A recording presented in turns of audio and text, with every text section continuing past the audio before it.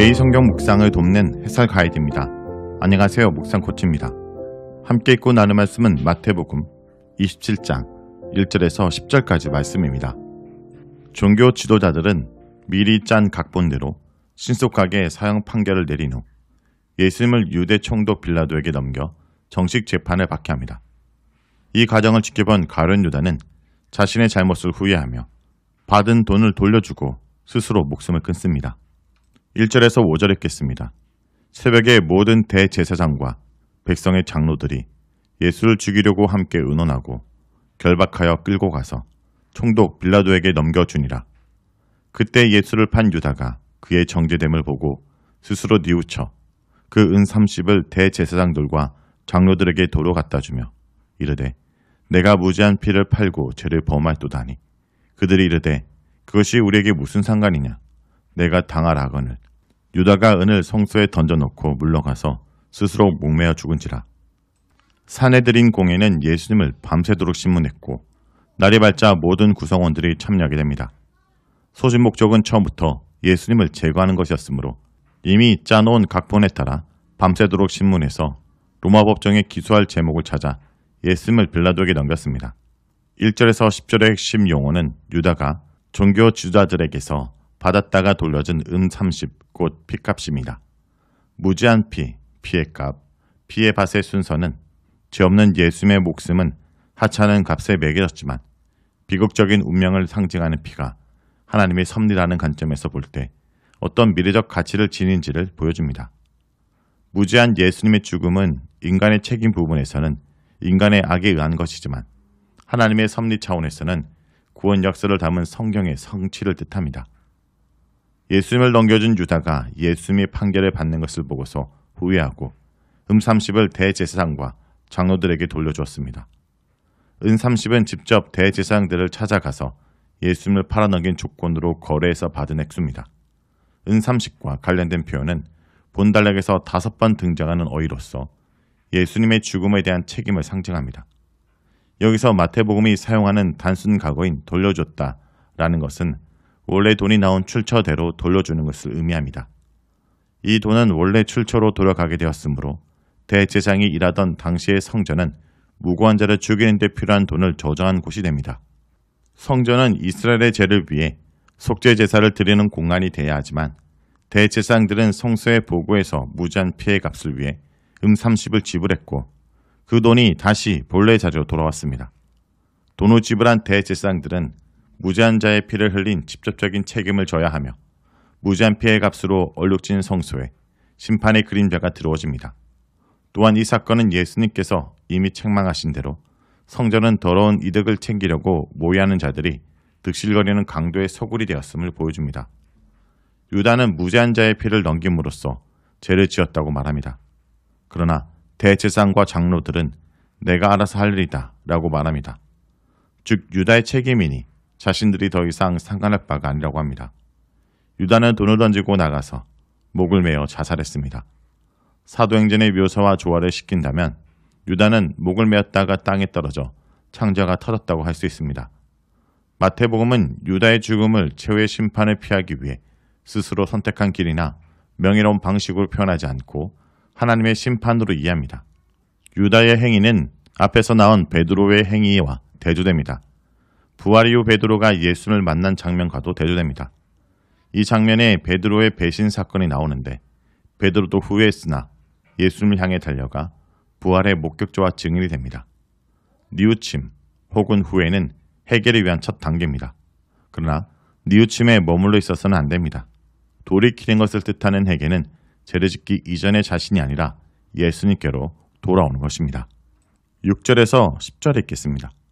대제사장들이 그 은을 거두며 이르되 이것은 핏값이라 성전고에 넣어둠이 옳지 않다 하고 의논한 후 이것으로 토기장이의 밭을 사서 나그네의 묘지를 삼았으니 그러므로 오늘날까지 그 밭을 핏밭이라 일컫느니라.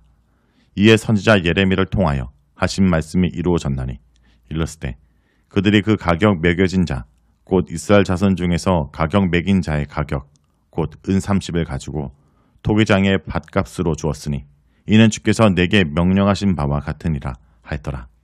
대제사장들은 유다가 던진 은 30을 바꾸는 피의 값이라고 부릅니다. 은 30은 무죄한 자의 피를 흘린 대가였습니다.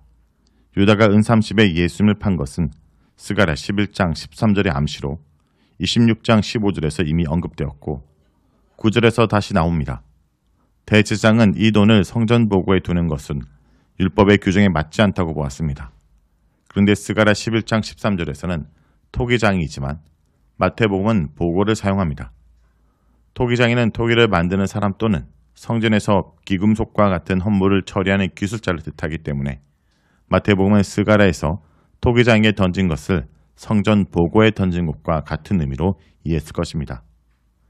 대제사장이 나그네를 위해 산 땅은 피에바스로 불립니다. 이곳은 마태복음이 기록되기 전 유다가 자살하기 이전에 이미 피에바스로 불렸습니다.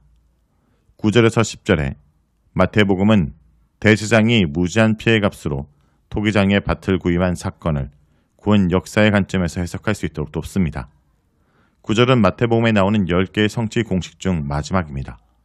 마태복음은 예수님께서 흘리신 피해 값과 이 피해 값이 어떤 결과를 가져오는지를 설명하기 위해 스가랴 11장 13절을 예레미야 18장 32장과 함께 사용합니다. 유다의 돈으로 토기장의 밭을 산 것은 스가랴 11장 13절과 가깝습니다. 여호와께서 내게 이르시되 그들이 나를 헤아린 바 그 싹을 토기장에 던지신지라 하시기로 내가 곧 그 30개를 여호와의 전에서 토기장에게 던져주고.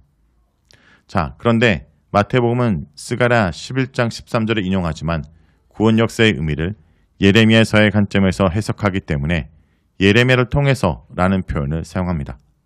이는 선물의 상자는 스가랴인데 그 내용은 예레미야서인 것입니다. 스가랴 11장 13절과 연결되는 예레미야 본문은 18장과 19장, 32장입니다. 토기장의 옹기와 밭을 구입하는 이야기는 각각 18장과 32장이 나옵니다. 18장을 보면 예레미야는 토기장의 집을 방문하는데 토기장은 진흙으로 만든 토끼를 깨고 자신이 원하는 대로 다른 것을 만듭니다. 이는 하나님이 한때 보살폈으나 악에서 돌이키지 않는 백성과 도성을 파멸시킬 자유를 갖고 계심을 상징적으로 보여주십니다. 이어서 예레미야는 토기장의 옹기를 사서 그것을 깨뜨립니다. 이는 하나님의 임박한 심판을 예고하기 위함이었습니다. 이 예언을 전하도록 예레미야가 보냄을 받은 장소는 흰돔의 골짜기입니다. 한편 32장 6절에서 15절은 밭을 사는 내용을 담고 있습니다.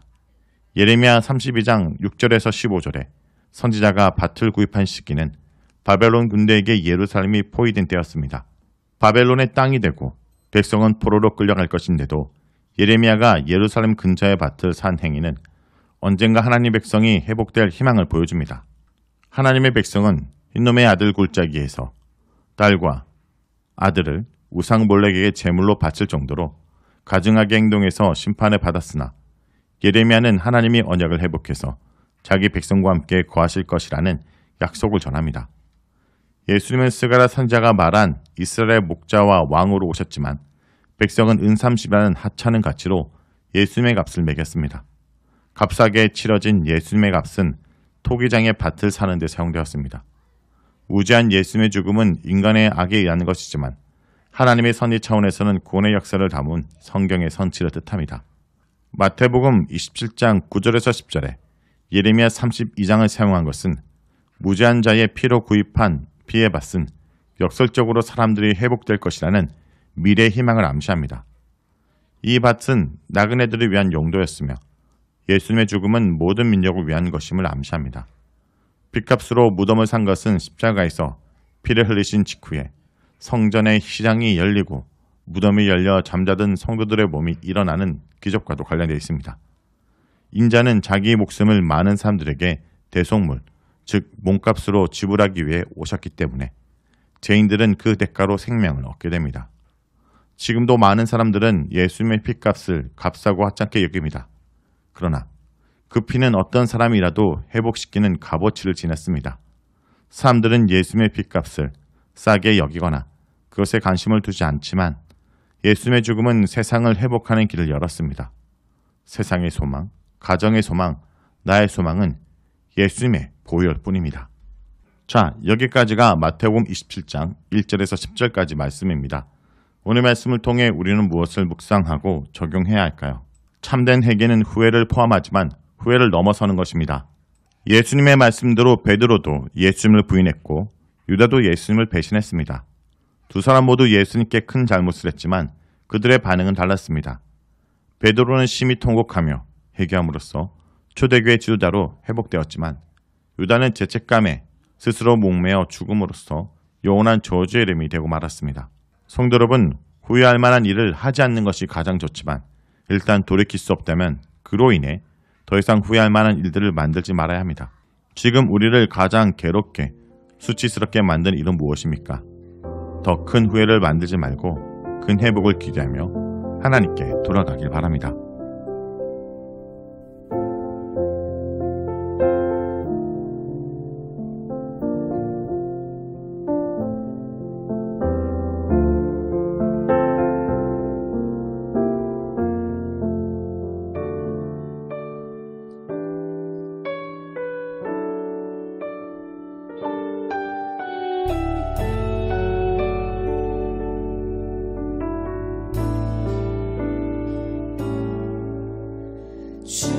주의 보좌로 나아갈 때 어떻게 나가야 할까? 나를 구원한 주의 십자가 그것을 믿으며 가네.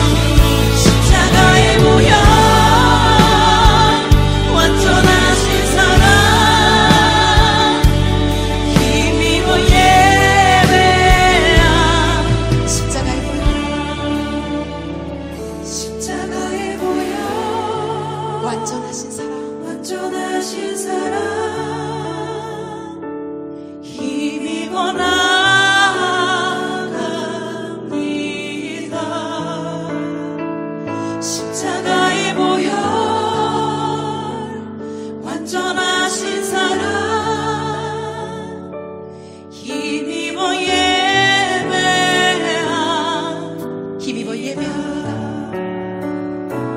힘입어 예배합니다. 힘입어 예배합니다.